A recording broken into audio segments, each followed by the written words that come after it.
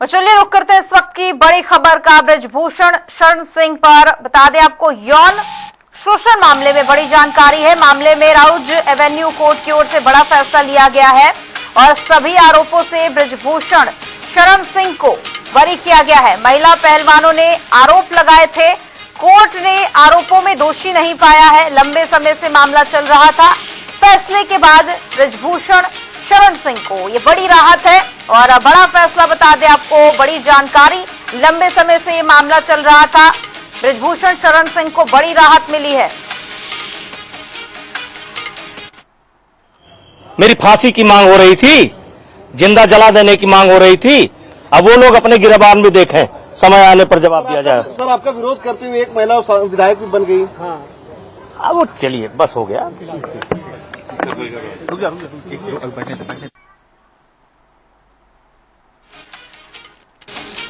तो फैसले के बाद ब्रजभूषण शरण सिंह की प्रतिक्रिया भी सामने आई और वो जो कुछ कहते हुए नजर आए उससे साफ है कि बड़ी राहत उन्हें मिली है। दिल्ली राउज एवेन्यू कोर्ट की ओर से ये बड़ा फैसला लिया गया। सभी आरोपों से ब्रजभूषण शरण सिंह बरी कर दिए गए हैं। महिला पहलवानों की ओर से आरोप लगाए गए थे।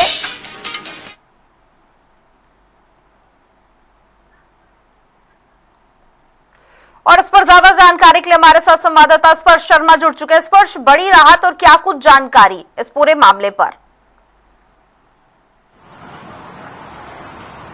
देखिए, ये पूरा मामला पहलवानों से जुड़ा हुआ था, जहां पर हमने देखा था कि विनेश फोगाट, बजरंग पुनिया समेत जो अन्य पहलवान हैं वो आज 2023 में जंतर मंतर पहुंचते हुए नजर आए थे। और उस समय जो तत्कालीन WFI के अध्यक्ष थे ब्रजभूषण शरण, उनके ऊपर कई गंभीर आरोप जो है लगाए गए थे और उसके बाद में पद से जो है हटना पड़ा था।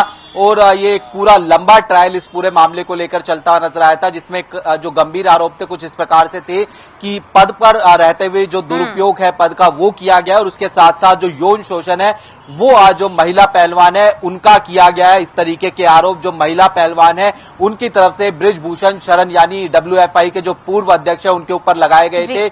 और इसमें कुल मिलाकर 6 महिला पहलवानों की तरफ से ये आरोप लगाए गए थे, जिसमें से एक महिला पहलवान जो है वो नाबालिग भी थी। और उसके साथ में बाद में हमने देखा कि जो नाबालिग जो महिला पहलवान थी जिसके तहत पोस्को का केस दर्ज किया गया था, वो केस जो है वापस ले लिया गया था और वो केस जो है रद्द हो गया था। और ऐसे में इस मामले पर हम देख रहे थे कि किस तरीके से जो सरकार के साथ में बातचीत है वो भी जो है पूरी तरीके से इन पहलवानों की होती हुई जो है नजर आई थी।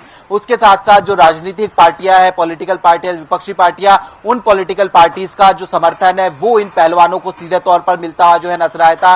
एक लंबा ट्रायल जो है इस पूरे मामले पर चला। हमने देखा कि किस तरीके से, चूंकि ये 2023 के आसपास का मामला था, 3 साल इस पूरे मामले को हमने देखा कि कोर्ट में किस तरीके से चलता हुआ जो है नजर आया। इस बीच जो ओवरसाइट कमेटी है वो बनाने का भी काम जो है वो खेल मंत्रालय की तरफ से जो है किया गया था।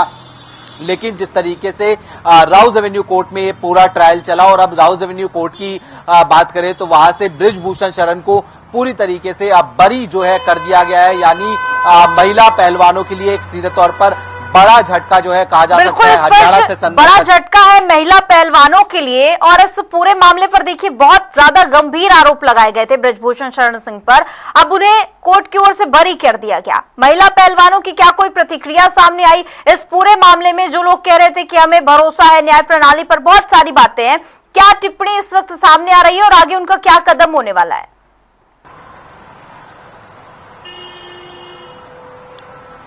देखिए, अभी अगर हम बात करते हैं तो जो वकील है उनकी तरफ से जरूर बयान निकलकर सामने आया है कि आने वाले समय में जो ऊपरी अदालत है उसमें सीधे तौर पर जाने का काम किया जाएगा। चूंकि राउज एवेन्यू कोर्ट जो है दिल्ली की सेशन कोर्ट है, इसके बाद में अगर हम बात करते हैं तो जो हाई कोर्ट है वहां पर जाने का जो फैसला है वो इन महिला पहलवानों की तरफ से जो है किया जाएगा। इसको लेकर रणनीति बनाने का जो काम है वो किया जाता है। यानी विकल्प अभी हाई कोर्ट और सुप्रीम कोर्ट के जो है बचते हुए महिला पहलवानों के पास जो है बचते हैं। लेकिन जिस तरीके से ये पूरा मामला देखने को मिला, राउज एवेन्यू कोर्ट में जो है बरी कर दिया गया है ब्रजभूषण शरण को, तो वो कहीं ना कहीं सामने आकर बता रहे हैं कि किस तरीके से जो गलत आरोप है वो सीधे तौर पर ब्रजभूषण शरण यानी उनके ऊपर जो है महिला पहलवानों के द्वारा जो है लगाए गए थे। वो शुरुआत से ये कह रहे थे कि इस तरीके से ये गलत आरोप जो है लगाए गए हैं, राजनीति से प्रेरित आरोप लगाए गए हैं और इसका खामियाजा भी उनको कहीं ना कहीं जो है भुगतना पड़ा था, जहां पर जो टिकट है उनकी वो जो है काट दी गई थी। तो ऐसे में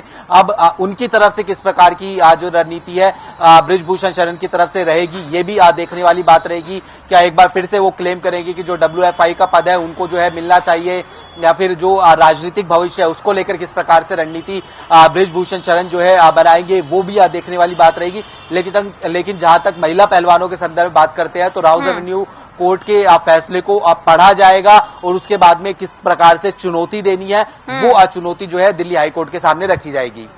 स्पर्श, अगर जानकारी हो तो एक बात समझाइए, इस पूरे मामले पर कहां पर कमजोर पड़ा, क्या सबूतों का अभाव रहा? कई सारे, क्योंकि गवाहों की भी बात कही जा रही थी, कई ऐसे नाम थे जिन्हें उजागर नहीं किया गया था और गवाही भी दी गई थी, उसके बाद इस तरह का जो फैसला आया है, इसको लेकर और क्या जानकारी? देखिए, कुल मिलाकर 32 जो गवाह हैं वो इस पूरे मामले में जो है पेश होते हुए जो है नजर आए थे।